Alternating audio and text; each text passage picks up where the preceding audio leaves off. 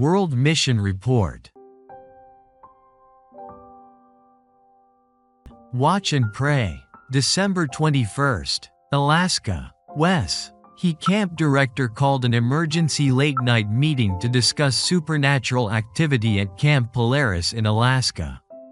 Wes, who was working as the camp's handyman, joined other staff members in the main lodge to talk and pray.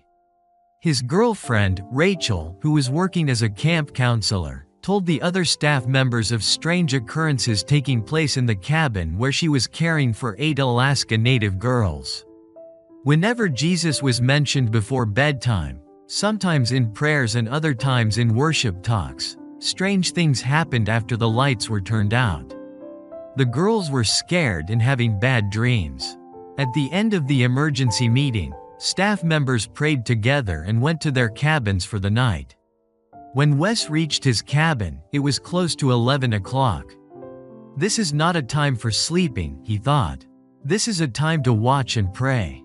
Wes left the cabin and followed a trail to a new block of boys' bathrooms, which had been constructed recently with the assistance of a 13th Sabbath offering. Behind the bathroom block, he sat down and started praying for Rachel, her girls, and their cabin. "Lord, I pray that your angels would surround Rachel's cabin," he said. "Keep out any evil influence so that the campers can fully enjoy the camp and get to know you."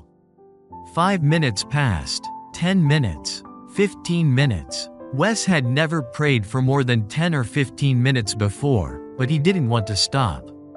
He was determined to watch and pray until he sensed that his prayers were no longer necessary. "Lord, send your angels to keep any evil powers from entering Rachel's cabin," he said. "Help Rachel and the kids not to have any more bad dreams. Help them to sleep peacefully. Give me wisdom on how I can help them more." He prayed for 20 to 30 minutes. Then he heard a group of people walking to the main lodge. He heard strange noises. He kept praying. After that, he saw the group of people go to the camp's boat. He got up and went over to help. A girl was unwell and needed to be taken to the hospital in town. Wes was trained as an emergency medical technician, so he got in the boat with 5 other staff members to take the girl to the hospital. He was glad that he had been watching and praying, so he was awake to help. After delivering the girl safely to the hospital, Wes and the other staff members sailed back to camp. By now it was 2 o'clock in the morning. The night sky was dark, and the boat's sonar wasn't working. The lake was shallow in places, and the boat risked running aground or capsizing if it hit a sandbar or a rock. Wes prayed. Everyone on the boat prayed.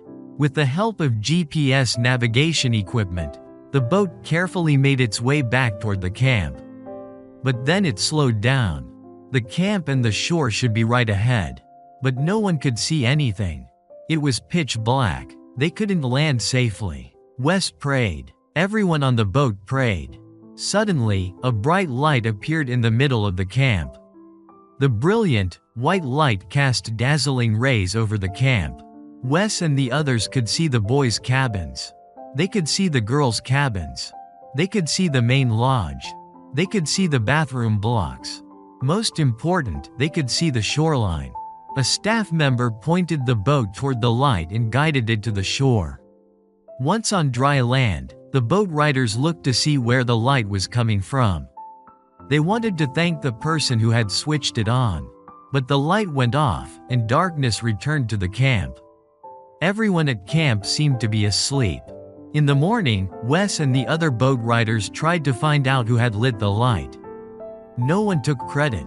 Everyone said they had been sleeping. Wes believes an angel showed the way to the camp. Wes, who is now Camp Polaris director and married to Rachel, learned an important lesson about watching and praying that night.